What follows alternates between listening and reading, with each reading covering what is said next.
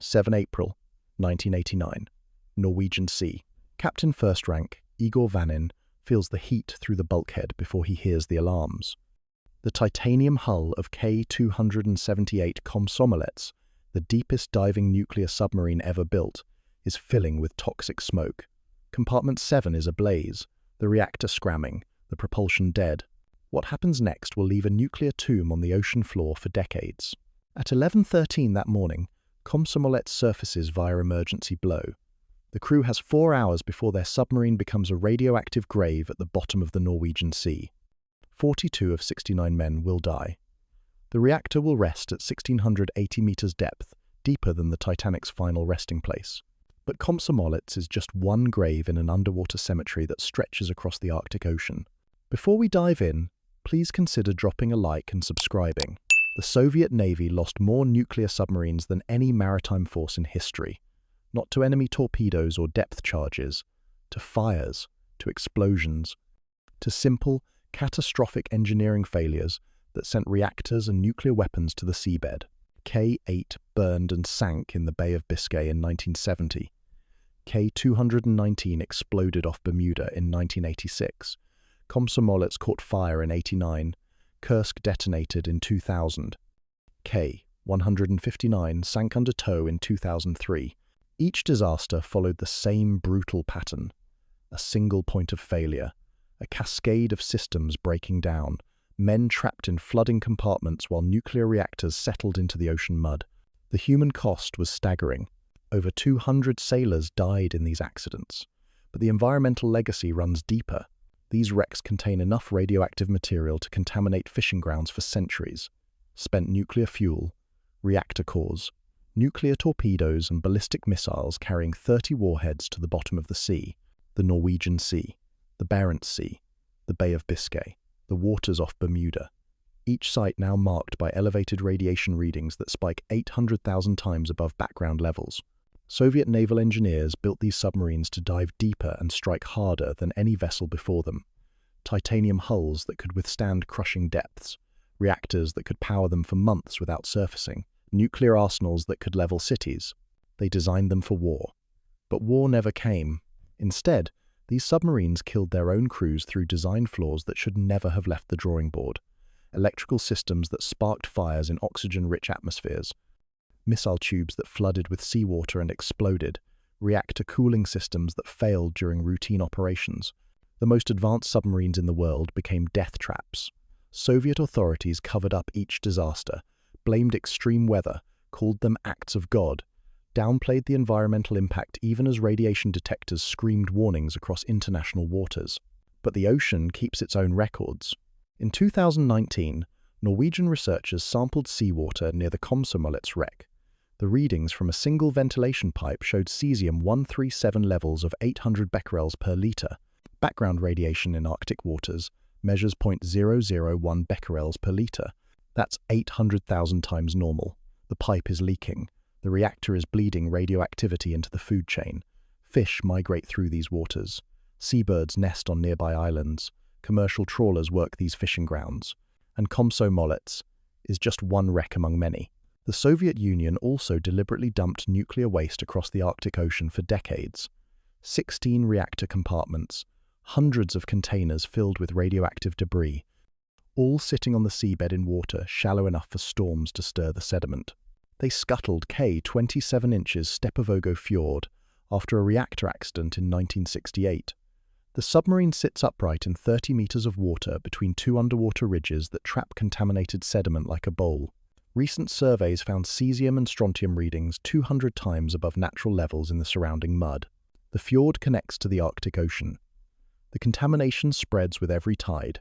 This is the story of the Soviet submarine fleet that lies beneath Arctic waters, nuclear tombs that continue killing long after their crews are buried, reactors that will remain dangerous for 10,000 years. Environmental officials from Norway and Russia now monitor these sites through joint expeditions. They sample seawater and sediment. They measure radiation levels and track contamination plumes. The data reveals a sobering truth. These wrecks are deteriorating. Hull metal corrodes in salt water. Seals fail under pressure. Reactor compartments that once seemed secure now leak radioactive material into the ocean. The question isn't whether these sites will contaminate the Arctic ecosystem. The question is how much contamination the Arctic can absorb before the damage becomes irreversible. Because every reading suggests the worst is yet to come. April 8th, 1970, Bay of Biscay. The first nuclear submarine disaster begins with a spark in compartment 7. K-8 rolls in heavy seas 400 miles off the Spanish coast when an electrical short ignites insulation in the torpedo room. Within minutes, toxic smoke fills the forward sections. The crew fights the flames for 4 days.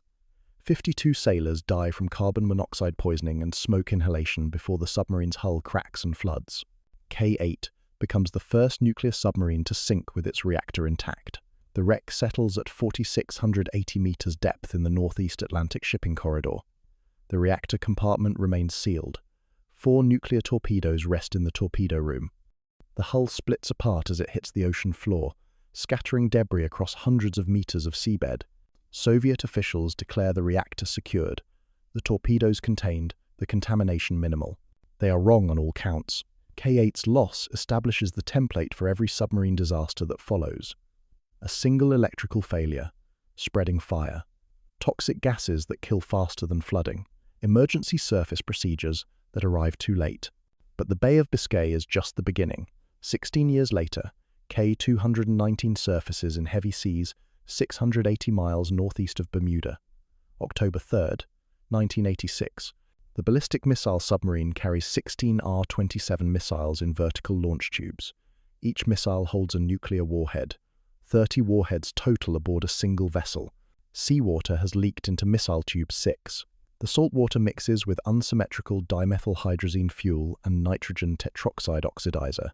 The chemical reaction generates heat. Pressure builds inside the sealed tube. The mixture becomes unstable. At 0532 hours, missile tube 6 explodes. The blast tears through compartment 4. 3 sailors die instantly. Toxic gases from burning rocket fuel flood the submarine. The crew dons breathing apparatus and fights to reach the surface. Captain Second Rank Igor Britanov orders emergency ballast blow. K-219 breaks the surface, listing 15 degrees to starboard. Smoke pours from the missile tube opening. The reactor compartment fills with gas. The nuclear reactors are still running. Seaman Sergei Preminin volunteers to shut them down manually. The automatic systems have failed. Someone must enter the reactor compartment and turn the control rods by hand. The compartment is flooded with toxic gas. The temperature exceeds 60 degrees Celsius. Preminin enters alone. He manually scrams both reactors, stopping the nuclear reaction that could cause a meltdown on the surface. The compartment hatch seals behind him as the submarine begins its final dive. He saves the crew, he saves the ocean. He dies trapped in the reactor compartment as K-219 sinks to 5,000 meters depth. The Hatteras abyssal plain swallows another nuclear submarine. 2 reactors and 30 nuclear warheads rest on the ocean floor deeper than any recovery operation can reach. The pattern emerges across 3 decades of disasters. Soviet submarine design prioritizes firepower over safety. Nuclear reactors share space with weapon systems. Electrical cables run through compartments filled with flammable materials.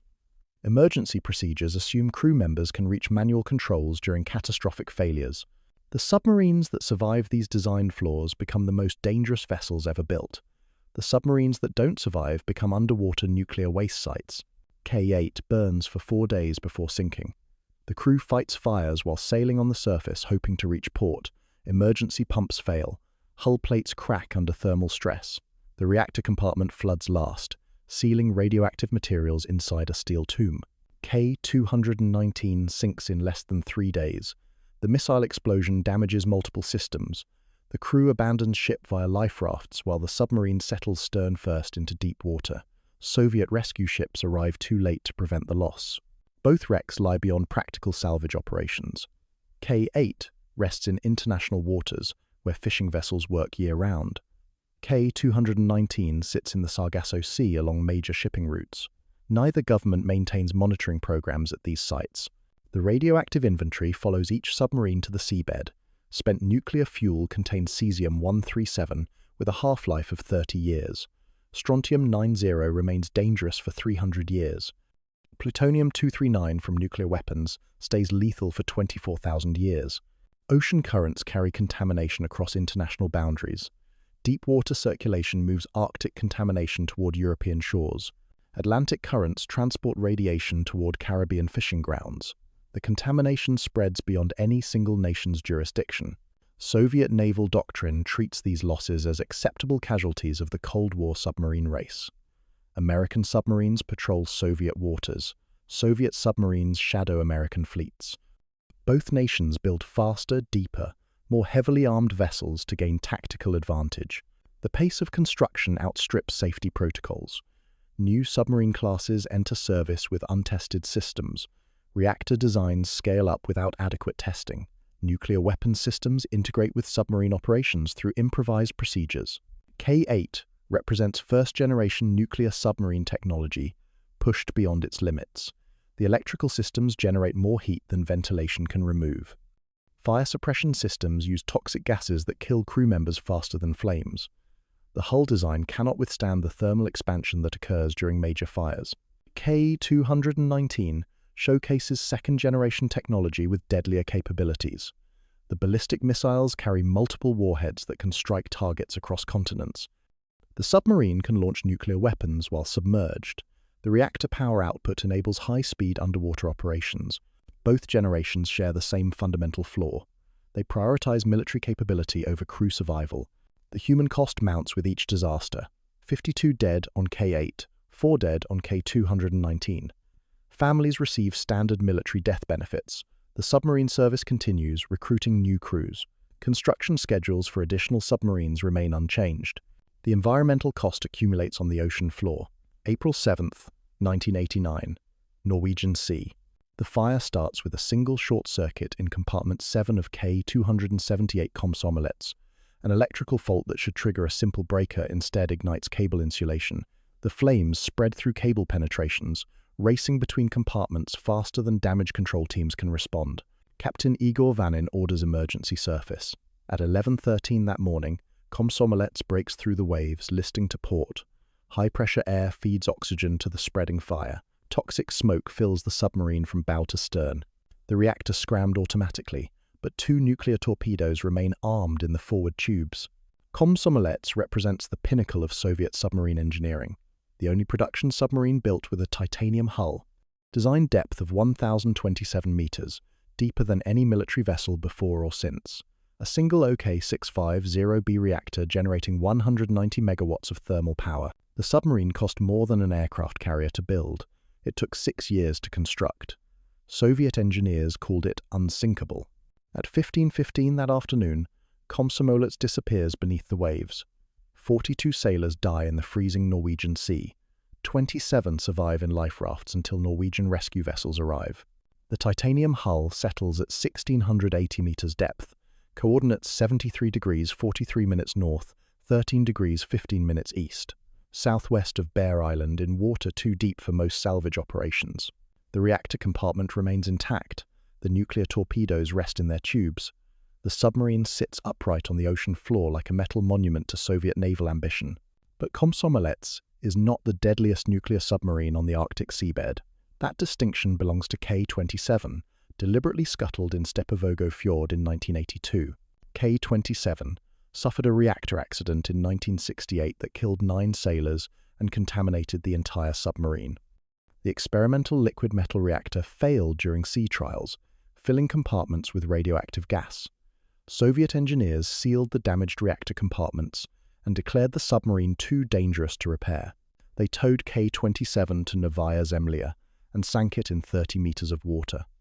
The fjord acts like a shallow bowl, trapping contaminated sediment between underwater ridges. Tidal currents stir the bottom mud, spreading cesium-137 and strontium-90 throughout the basin. The contamination level in 1993 measured 203 becquerels per kilogram in bottom sediment. Normal Arctic sediment contains less than 1 becquerel per kilogram. K-27 was not the only nuclear waste dumped in Arctic waters.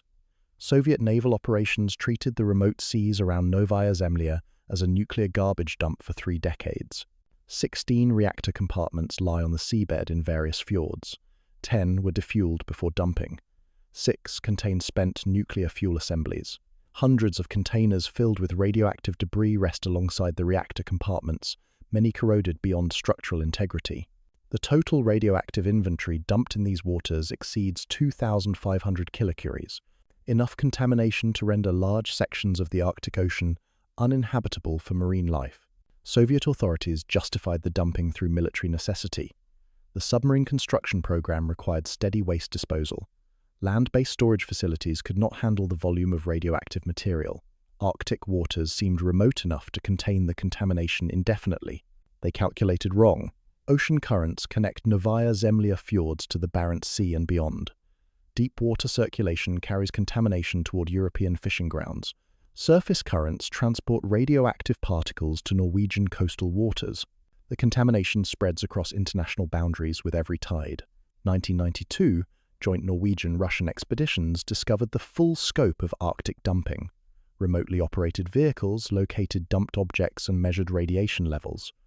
Bottom sediment samples revealed contamination patterns extending kilometers from dump sites. The data shocked even researchers familiar with Soviet nuclear practices. Container corrosion exceeded all projections. Radiation levels measured 10 times higher than safety models predicted. Marine life showed elevated contamination levels throughout the food chain. The Arctic Ocean had become a radioactive waste repository without international consent or environmental oversight. K-278 represents the most dangerous single object on the Arctic seabed. The reactor compartments were sealed hastily after the 1968 accident.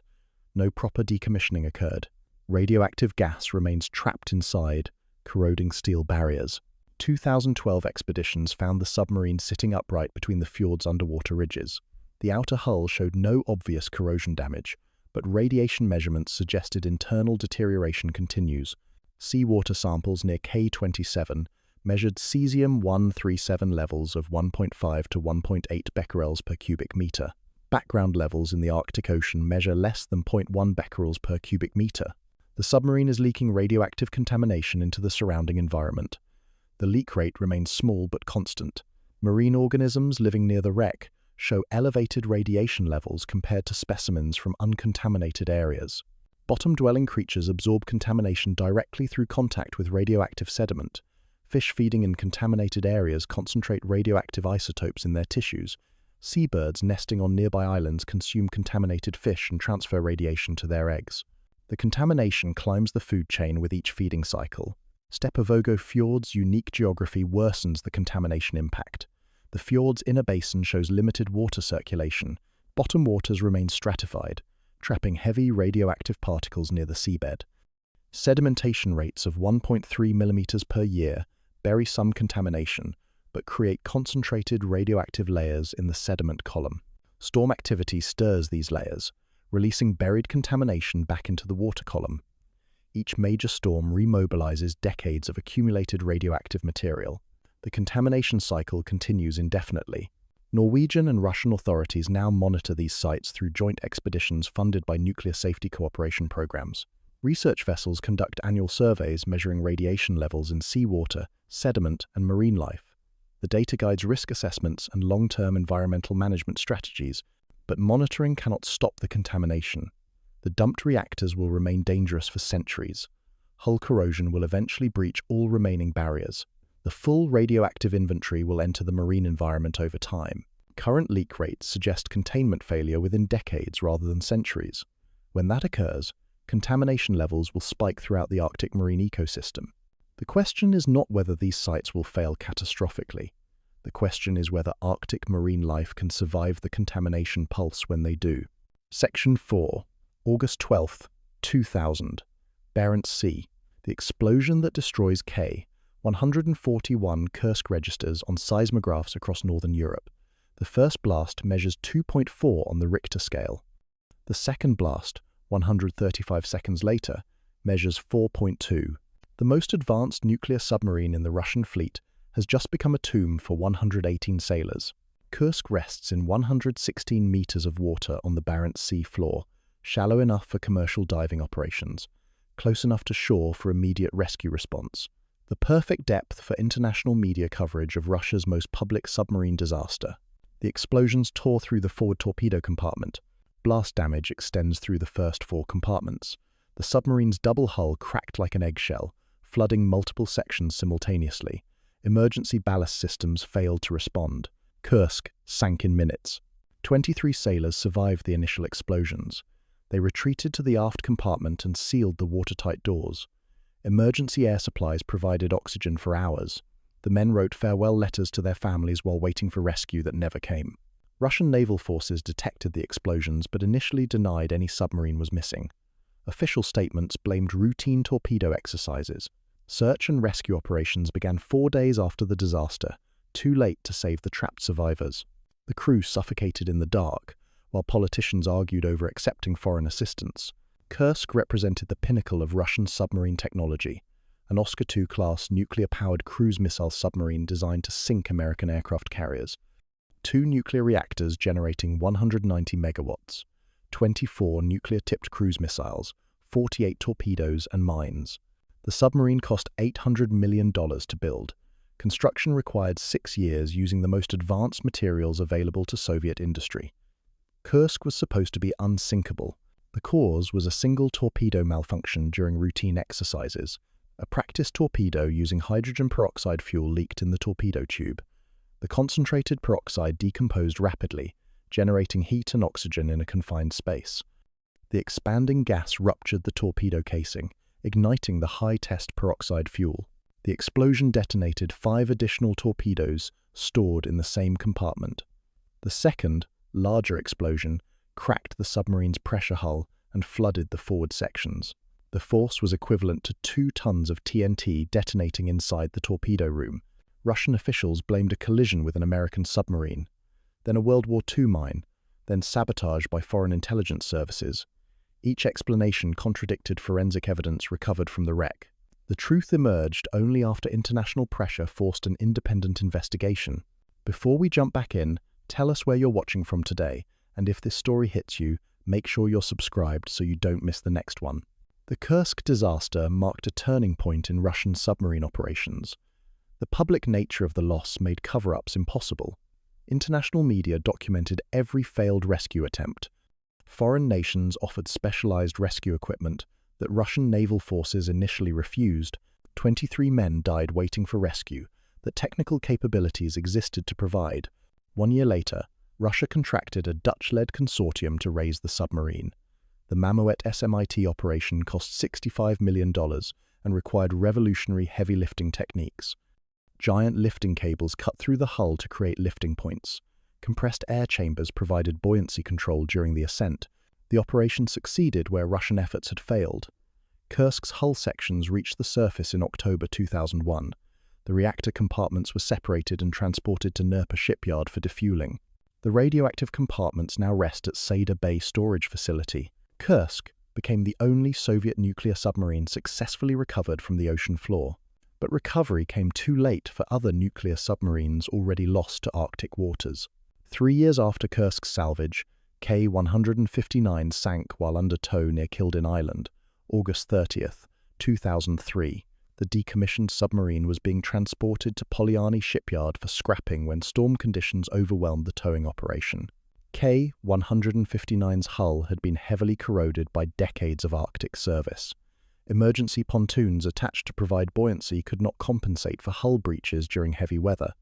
The submarine sank in 246 meters of water, taking 9 crew members to their deaths. The wreck now rests near the entrance to Kola Bay, directly in established fishing grounds. K-159 contains approximately 800 kilograms of spent nuclear fuel in 2 reactor compartments. The estimated radioactive inventory in 2000 totaled 6.6 petabecquerels. That represents 6.6 times 10 to the 15th power becquerels of radioactive material sitting on the seabed in shallow water. Commercial fishing vessels work these waters year-round. Trawl nets could potentially damage the submarine's hull or disturb contaminated sediment. Storm activity regularly stirs bottom materials, redistributing any leaked contamination across wider areas. K-159 represents the most dangerous nuclear submarine wreck in accessible waters. 2014 joint expeditions surveyed the wreck using remotely operated vehicles and gamma-ray detectors. The hull appeared structurally intact, with no detectable radiation leakage. In situ monitoring suggested containment remained effective more than a decade after sinking. But containment will not last indefinitely. Saltwater corrosion attacks steel at predictable rates, hull plates thin over time, weld joints fail under pressure cycling, seals deteriorate in cold water environments. The reactor compartments will eventually breach, releasing spent fuel directly into marine sediments. The contamination pulse could render Kola Bay fishing grounds unusable for decades. Russian and Norwegian authorities now maintain regular monitoring programs for all nuclear submarine wrecks in Arctic waters. Research vessels conduct annual surveys measuring radiation levels and structural integrity. Joint expeditions share costs and technical expertise between both nations. The cooperation represents a dramatic shift from Cold War secrecy toward transparency and environmental protection. The 1993 Yablokov Commission White Book first disclosed the full scope of Soviet nuclear dumping in Arctic waters. The report estimated up to 2,500 kilocuries of radioactive material had been disposed of in northern seas over 3 decades. The revelations shocked the international community and triggered immediate calls for environmental remediation. The London Convention regime established new international frameworks, prohibiting ocean dumping of radioactive materials. Member nations agreed to phase out existing disposal practices and fund monitoring programs for contaminated sites. But the radioactive legacy of Soviet submarine operations continues growing on the Arctic seabed. Each wreck deteriorates further with every passing year. Storm damage accelerates corrosion processes. Marine organisms concentrate radioactive contamination in their tissues. The contamination spreads beyond any single nation's ability to control or contain. Current monitoring suggests most wrecks remain structurally sound with minimal leakage, but the radioactive inventories they contain will remain dangerous for millennia. When containment fails, the environmental consequences will affect Arctic marine ecosystems for generations. The question is not whether these nuclear submarines will contaminate Arctic waters. The question is how much contamination the ecosystem can absorb before the damage becomes irreversible. July 2019, Norwegian Sea.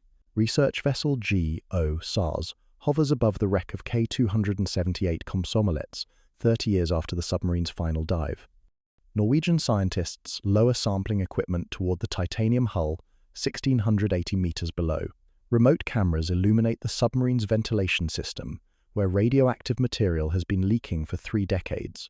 The water sample from a single pipe measures 800 becquerels per liter of cesium-137.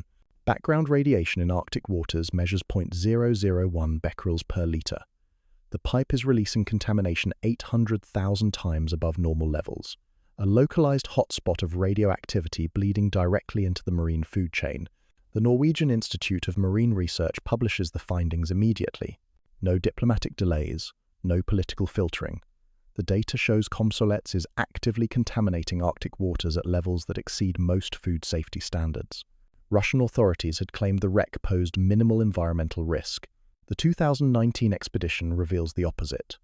Contamination plumes extend outward from specific leak points on the submarine's hull. Trace elements including cesium, cobalt, and strontium appear in elevated concentrations near the wreck site. Marine organisms show measurable radioactive uptake in tissues and shells. The submarine is not contained.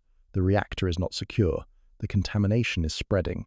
Norwegian researchers observe unusual phenomena during the sampling operation. Cloudy discharges emerge from the submarine's ventilation pipes when sampling equipment approaches. The clouds dissipate quickly in the surrounding seawater, but their appearance suggests active material release rather than passive leakage. Komsomolets remains chemically and radiologically active after 30 years on the seabed. The findings trigger immediate expansion of Arctic monitoring programs. Joint Norwegian-Russian expeditions increase sampling frequency around known wreck sites. Research vessels begin regular surveys of contamination patterns extending outward from submarine graves. The data reveals a sobering truth about nuclear contamination in Arctic waters. Every monitored site shows some level of environmental impact. K-27 inches, Stepovogo Fjord continues leaking cesium and strontium into bottom sediments. Dumped reactor compartments in various Novaya Zemlya fjords release radioactive particles during storm events. Even wrecks previously considered secure show measurable contamination signatures. The Arctic Ocean has become a vast laboratory for studying long-term radioactive contamination in marine environments. But the contamination extends beyond accident sites and deliberate dumps. European nuclear reprocessing plants contribute radioactive isotopes to Arctic waters through ocean circulation patterns. Global nuclear weapons testing from the 1950s and 60s deposited fallout across polar regions. Natural background radiation from cosmic sources and terrestrial minerals adds to the total radioactive burden. Soviet submarine wrecks represent one contamination source among many in a complex radioactive environment. The challenge for researchers involves distinguishing submarine-related contamination from other radioactive sources.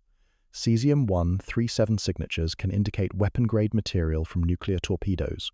Cobalt-60 traces suggest reactor component corrosion. Strontium-90 patterns point towards spent fuel leakage. Each radioactive isotope tells a different story about contamination sources and pathways.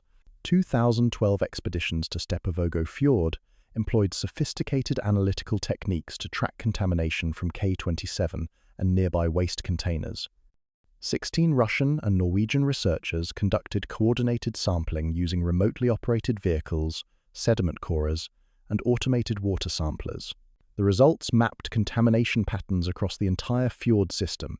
K-278 itself showed no obvious external damage, but sediment samples near the hull measured cesium-137 levels up to 200 becquerels per kilogram. Normal Arctic sediment contains less than 5 becquerels per kilogram. The submarine was clearly leaking radioactive material through unsealed penetrations or corroded hull sections. More concerning were readings from nearby waste containers deliberately dumped during Soviet operations.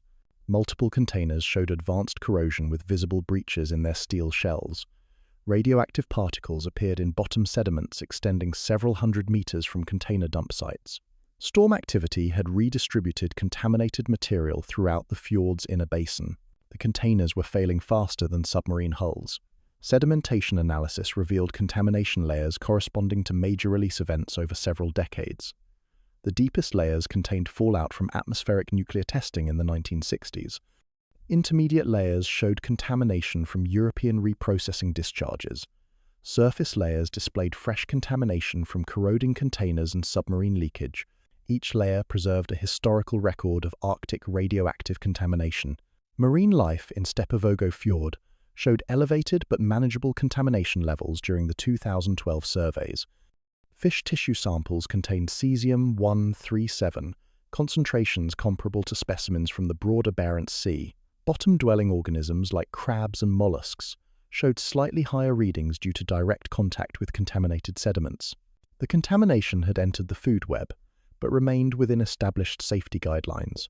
However, safety guidelines apply to current contamination levels, not future scenarios when submarine hulls fail completely. Computer models predict gradual increase in contamination release as steel corrosion weakens reactor compartment barriers. Hull penetration rates depend on water temperature, salinity, oxygen levels, and mechanical stress from ocean currents. Arctic conditions slow corrosion compared to temperate waters, but the process continues inexorably. Current leak rates represent early stages of a much larger contamination release.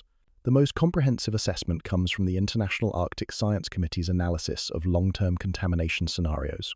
Researchers modeled radioactive releases from all known submarine wrecks and waste dumps under various environmental conditions. The models predict contamination peaks occurring between 2050 and 2100 as submarine hulls reach critical failure thresholds. When that happens, decades of contained radioactive material will enter Arctic marine ecosystems simultaneously. Contamination levels could spike 100 times above current readings. Commercial fishing grounds could become unusable. Marine protected areas could require evacuation of wildlife populations. The Arctic Ocean could experience environmental catastrophe, comparable to major nuclear accidents. Current monitoring programs cannot prevent this outcome. They can only measure contamination levels and track ecological impacts as they occur. The radioactive material is already in place on the seabed. Hull corrosion continues regardless of human intervention. The contamination pulse is inevitable. The only variables are timing and magnitude. Norwegian and Russian authorities now coordinate Arctic monitoring through the joint Russian-Norwegian expert group established specifically for radioactive contamination assessment. Annual research cruises share costs and expertise between both nations. Data sharing agreements ensure contamination information reaches international scientific databases immediately. The cooperation represents unprecedented transparency in Arctic environmental management. But transparency cannot eliminate the radioactive legacy of Soviet submarine operations.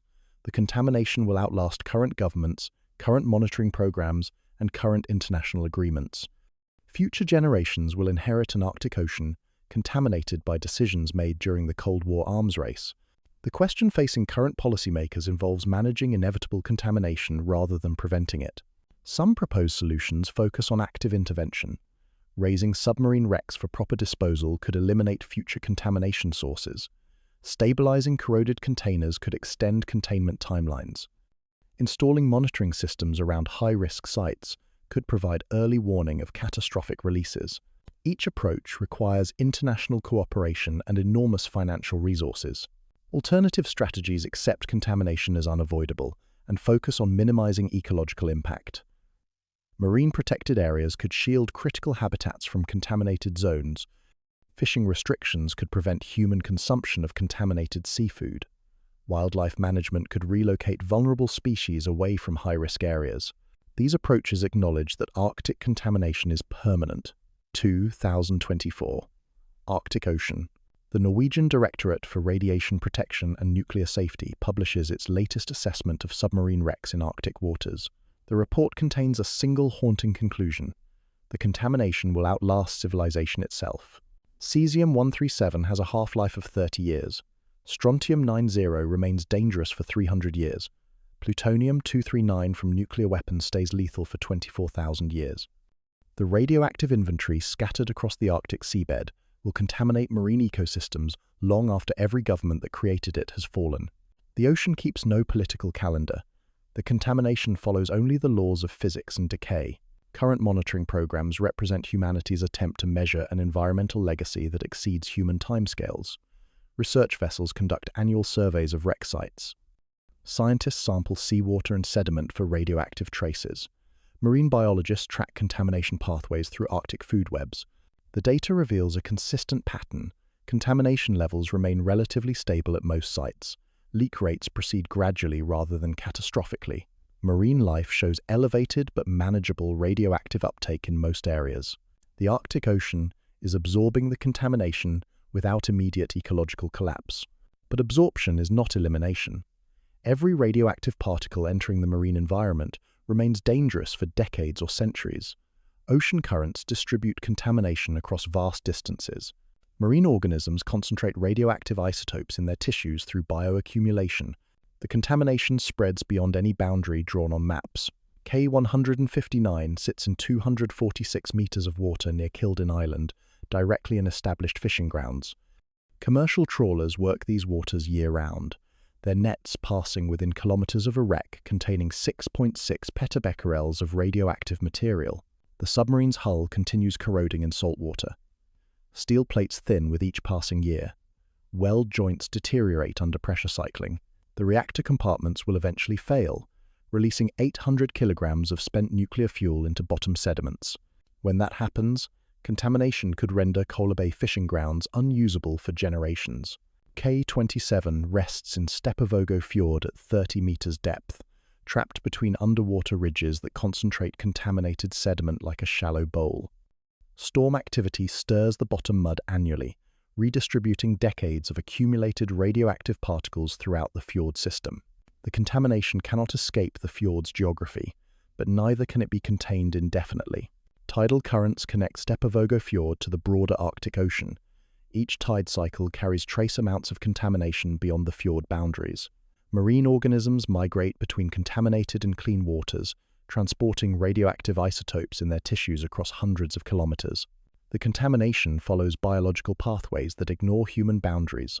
Komsomolets lies at 1,680 meters depth in the Norwegian Sea, too deep for most human activities, but accessible to deep-diving marine life.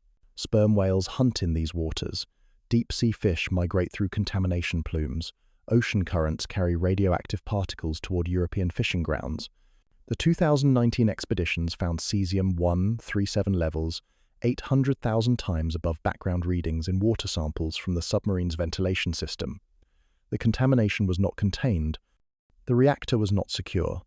The submarine continued leaking radioactive material 3 decades after sinking.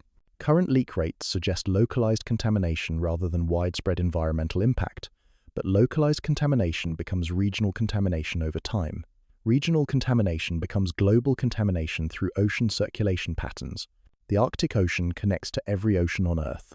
The 16 reactor compartments deliberately dumped in Novaya Zemlya fjords represent a different category of contamination source. Soviet authorities removed spent fuel from 10 compartments before dumping. 6 compartments were dumped with fuel intact following reactor accidents. Those 6 compartments contain radioactive inventories comparable to entire nuclear power plants. Corrosion analysis suggests container failures occurring between 2050 and 2100. When steel barriers fail completely, reactor-grade contamination will pulse through Arctic marine ecosystems simultaneously. Contamination levels could spike 100 times above current readings within years rather than decades. The pulse will affect Arctic marine life for centuries. Marine protected areas cannot shield ecosystems from waterborne contamination. Commercial fishing restrictions cannot prevent bioaccumulation in wildlife populations.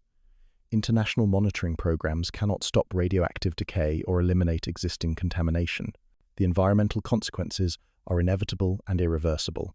Current cooperation between Norway and Russia represents unprecedented transparency in Arctic environmental management. Joint expeditions share costs and expertise. Data sharing agreements ensure contamination information reaches international databases immediately. Research programs coordinate monitoring strategies across national boundaries. The cooperation proves that environmental threats can transcend political conflicts, but cooperation cannot eliminate the radioactive legacy of Cold War submarine operations. The contamination will outlast current governments and international agreements. Future generations will inherit decisions made during the nuclear arms race without consenting to the environmental consequences. The Arctic Ocean has become humanity's permanent nuclear waste repository. Some contamination sources will never be recovered.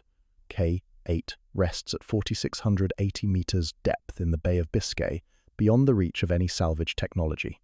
K-278 sits at 5,000 meters depth off Bermuda with 30 nuclear warheads scattered across the Hatteras abyssal plain. These wrecks will corrode in place until their radioactive inventories disperse completely into the ocean. The final accounting reveals a sobering truth about nuclear submarine operations during the Cold War. Both superpowers built weapon systems designed to survive nuclear war, but could not survive peacetime operations. The most advanced military technology ever created killed more of its own operators than enemy forces. The submarines designed to destroy the world instead contaminated it. Soviet naval doctrine treated submarine losses as acceptable casualties in the nuclear arms race. American submarine operations followed similar risk calculations. Both nations prioritized military capability over environmental protection or crew safety. The environmental bill comes due long after the Cold War ended. Today's Arctic researchers work with equipment that can detect individual radioactive particles in seawater samples. They can trace contamination pathways through marine food webs with molecular precision. They can model contamination scenarios extending thousands of years into the future. But they cannot prevent the contamination that submarine wrecks will release as hull barriers fail. The question is not whether Arctic waters will experience massive radioactive contamination. The question is whether marine ecosystems can survive the contamination pulse when it occurs. Current evidence suggests the Arctic Ocean can absorb gradual contamination release without ecosystem collapse. Marine life shows remarkable resilience to radioactive exposure at current levels. Natural processes dilute and disperse contamination across vast ocean volumes. But ecosystem resilience has limits. Contamination pulses could overwhelm natural absorption capacity. Critical species could suffer population crashes that cascade through entire food webs. Marine protected areas could become radioactive exclusion zones. The Arctic Ocean could transform from a pristine wilderness into a contaminated wasteland within decades. The submarine disasters described in this investigation killed hundreds of sailors during the Cold War, but their environmental legacy will affect millions of marine organisms for millennia. Every fish that swims through contaminated waters, every seabird that nests on radioactive shores, every whale that feeds in contaminated seas. The contamination spreads through biological processes that connect all life in the Arctic Ocean. This is the true legacy of Soviet submarine disasters, not the heroic sacrifices of sailors like Sergei Preminin who died shutting down K-279's reactors, not the engineering achievements that built submarines capable of diving deeper than any vessel in history. The legacy is contamination that will outlast every person who created it, radioactive isotopes that will remain dangerous long after human civilization has forgotten the Cold War ever happened, an environmental debt that future generations will pay without understanding why it was created. The ocean remembers what humanity prefers to forget. Every nuclear submarine that sank, every reactor compartment that was dumped, every radioactive particle that entered marine ecosystems during the nuclear arms race. The contamination spreads with every tide. The legacy grows with every passing year. The bill comes due for every generation that inherits the Arctic Ocean. That legacy is permanent. The contamination is forever, and the next contamination pulse is always just one corroded hull away. If this investigation opened your eyes to an environmental disaster that's still unfolding beneath Arctic waters, hit that like button and subscribe. Because understanding these disasters is the first step toward preventing the next one, and there will be a next one. There always is.